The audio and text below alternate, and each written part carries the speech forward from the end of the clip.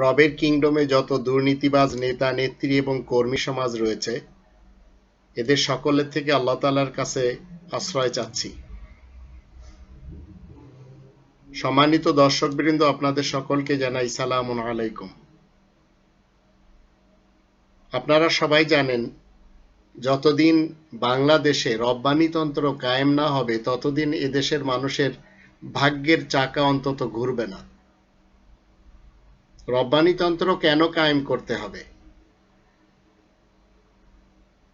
সেই ব্যাপারটি নিয়ে আমরা দুটি আয়াত দেখব। তারপরে আমি আপনাদের সামনে বলবো আমাদের দেশের শিক্ষা ব্যবস্থা এবং স্বাস্থ্য খাত নিয়ে কিছু কথা। কোরআনের 16 নম্বর সূরা আন-নাহল এর 90 এবং 91 দুটি আয়াতের দৃষ্টিতে আমাদেরকে ঠিক করতে হবে যে আমাদের ব্রাইট ফিউচারের জন্য কি করা উচিত। আল্লাহ বলছেন, ইন্নাল্লাহা ইয়া'মুরু বিল আদলি ওয়াল ইহসান ওয়া ইতাই যিল কুরবা ওয়া ইয়ানহা আনিল ফাহশাই ওয়াল মুনকারি ওয়াল বাগই ইয়া'iযুকুম লা'আল্লাকুম তাযাক্কারুন ওয়া আউফু বিআহদিল্লাহি ইযা আহাদতুম ওয়া লা তানকুদুল আইমানা বা'দা তাওকীদিহা ওয়া ক্বাদ জা'আলতুমুল্লাহা আলাইকুম কাফীলা ইন্নাল্লাহা ইয়া'লামু মা তাফআলুন। আল্লাহ ন্যায় বিচার কায়েম করতে ও কল্যাণময় জীবন ব্যবস্থা কায়েম করতে আর ঘনিষ্ঠ আত্মীয়দেরকে সাহায্য সহযোগিতা দানের জন্য আদেশ দিচ্ছেন, আর তিনি অশ্লীল, গর্হিত এবং বিদ্রোহমূলক কাজকর্ম থেকে বারণ করেছেন।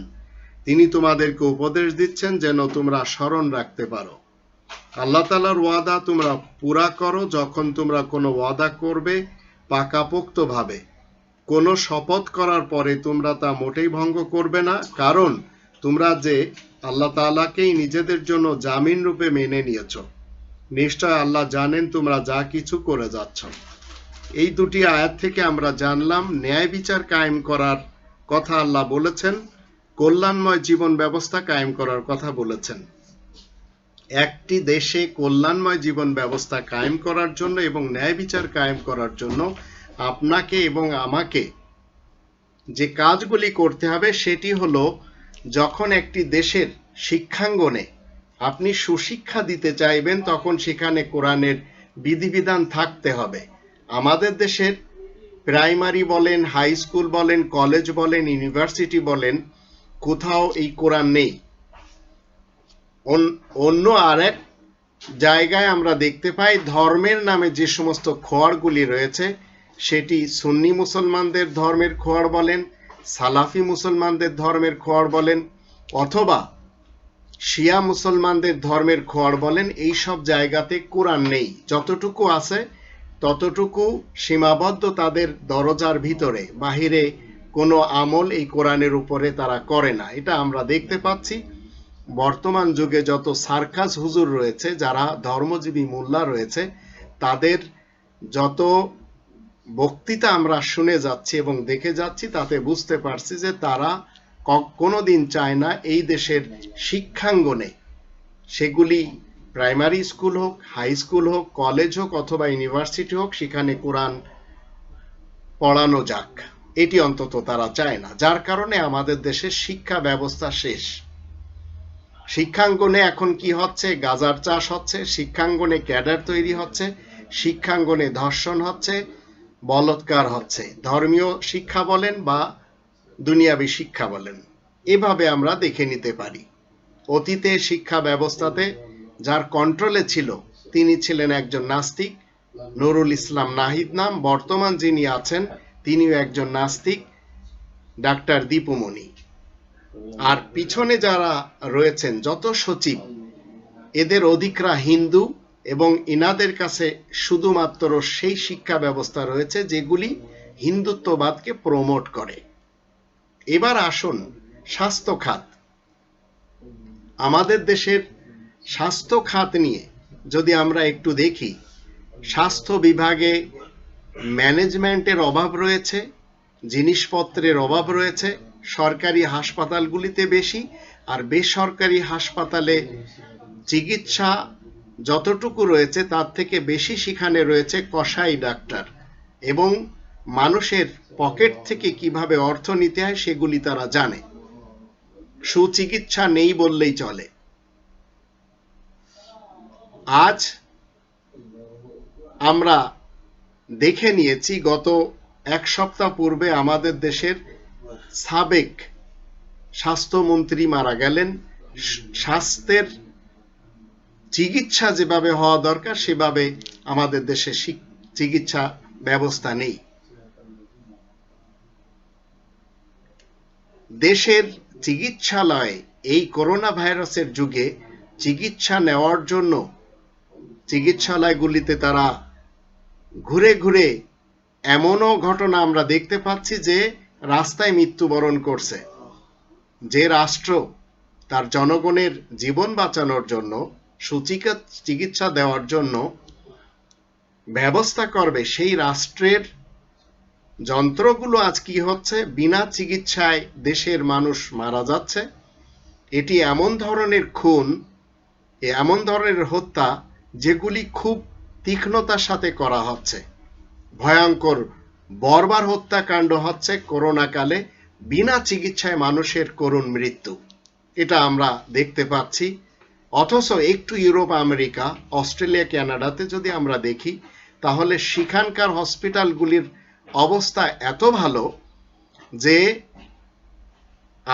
আমাদের অনেক মন্ত্রীরা বলে যাচ্ছেন যে দেশ সিঙ্গাপুরের মতো হয়ে গেছে, কানাডার মতো হয়ে গেছে, অর্থনীতি খুব চাঙ্গা হয়েছে, কিন্তু চিকিৎসা ব্যবস্থা একেবারে নেই বললেই চলে। যেমন আমাদের দেশে নেই সুশিক্ষা। হাসপাতালের দুয়ারে দুয়ারে ঘুরে বিনা চিকিৎসায় মারা যাচ্ছেন অনেকে।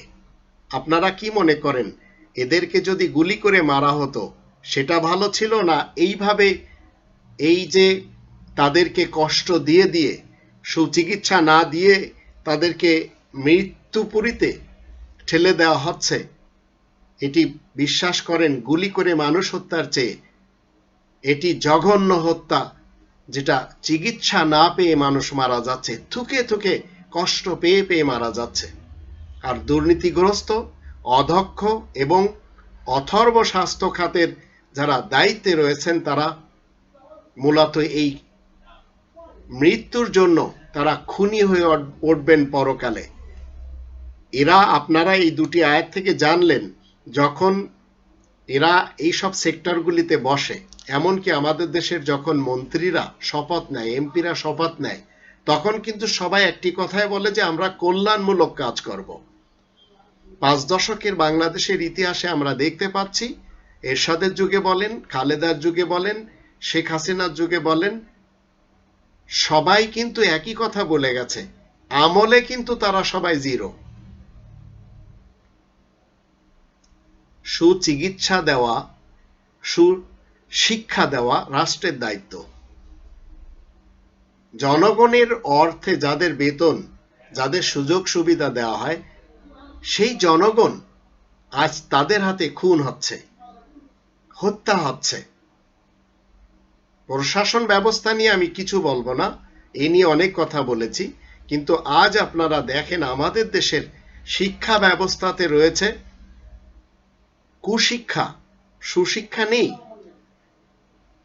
এমনিতেই তো প্রত্যেক মানুষের ঘরে ঘরে পৌঁছে দেওয়া হয়েছে ভারতের সিরিয়াল, নাটকের সিরিয়াল বলেন, সিনেমার সিরিয়াল বলেন, এমনকি সেই গোপাল ভাঁড়ের কথা বলেন, সেই সিরিয়ালও দেখানো হয়েছে। মুসলিম শাসকরা কত খারাপ থাকে সেখানে এইগুলি প্রমাণ করা হয়েছে। ঠিক যেমন এক নাস্তিক আমাদের দেশে একটি বই লিখেছেন, ভূতের বাচ্চা সুলাইমান নামক, সেই জাফর ইকবাল সাহেব। ইনাদের আসল উদ্দেশ্য কি? এই কোরআনের ইসলাম যেন এই দেশে কায়েম না হতে পারে, রব্বানি তন্ত্র যেন এই দেশে ঘরে ঘরে প্রবেশ না করতে পারে। যার কারণে তারা আজ হিন্দুত্ববাদকে পছন্দ করে, এমনকি ইসকনকে পছন্দ করে ভারতকে আজ তারা বলে যাচ্ছেন আমাদের বন্ধু রাষ্ট্র। আবার আমাদের এক মন্ত্রী সাহেব বলেছেন ভারত বাংলাদেশের সাথে সম্পর্ক হচ্ছে স্বামী স্ত্রীর মতো। আজ আমাদের দেশের মানুষ নিজ দেশে সুচিকিৎসা না পেয়ে অনেকে ভারতে যাচ্ছেন। কোনোদিন শুনেছেন ভারতের কেউ আমাদের দেশে চিকিৎসা নিতে এসেছে? না। আমাদের দেশের স্বাস্থ্য খাতে এত বেশি কেলেঙ্কারি রয়েছে যে কিছুদিন পূর্বে আমরা দেখলাম মাস কেলেঙ্কারিও হয়েছে। সরকারি হাসপাতালগুলিতে অধিক কর্মচারী কর্মকর্তারা আজ ডাকাত এবং তারা সব হরি লুটের কাজে ব্যস্ত। এ নিয়ে অনেকে সংসদে কথাও বলেন। লাভ কি তাতে?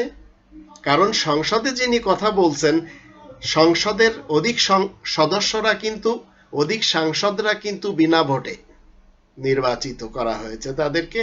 আর যিনি করেছেন তিনি হচ্ছেন ভোট ডাকাত এবং ভোট চোর প্রধান। একটু জিয়াউর রহমানের ইতিহাস আর শেখ মুজিবুর রহমান সাহেবের ইতিহাস যদি আমরা দেখি, ওনারা দেশের জনগণের জন্য কত ব্যাকুল হৃদয়ে দেখাতেন, জনগণের কল্যাণের জন্য কত কথা ওনারা বলে গেছেন, আহাজারি করেছেন, আবার হুঁশিয়ারিও দিয়েছেন। কাজ হয়নি তাতে। ঠিক এইভাবে আজ আমরা যেভাবে দেশটিকে দেখছি, হরি লুটে ভরে গেছে দেশ। আর জনগণের মধ্যে এমন কিছু দালাল রয়েছে, এমন কিছু দুর্নীতিবাজ অফিসার রয়েছে যারা সুযোগ পেলেই লুটপাট করে নিজ দেশ ছেড়ে ভিন দেশে বসে সেখানে সেকেন্ড হোম তৈরি করে খাচ্ছেন। এ ধরনের সব কথা আমরা জানি, কিন্তু লাভ হচ্ছে কি? সাধারণ মানুষের সুচিকিৎসা কবে আসবে?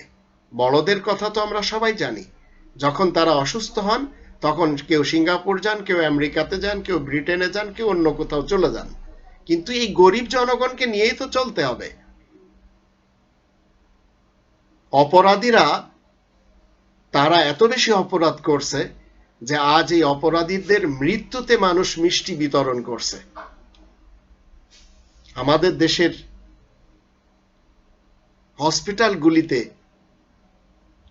নেই আইসিইউ, নেই সুচিকিৎসা, নেই ভালো চিকিৎসক, নেই ভালো নার্স।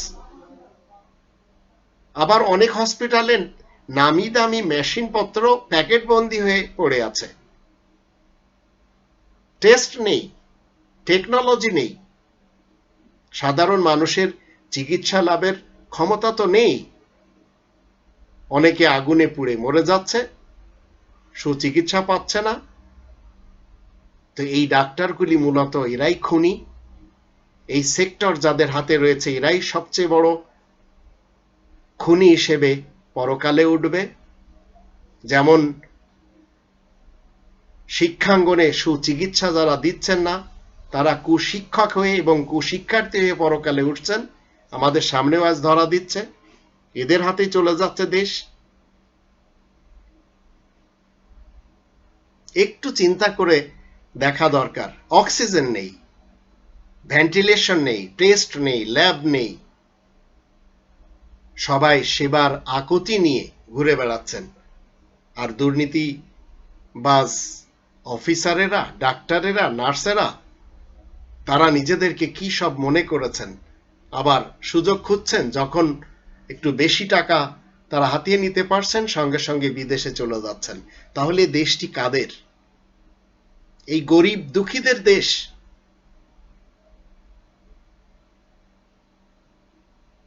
একটু কপালে জুটছে না এই দেশের গরিবদের সুচিকিৎসা। আবার অনেকে বাণিজ্য করছেন, এদেশে বসে ভারতের বিভিন্ন হসপিটালে পাঠাচ্ছেন, সেখান থেকে কমিশন খাচ্ছেন, অথচ ভারত থেকে কেউ এদেশে আসছেন না।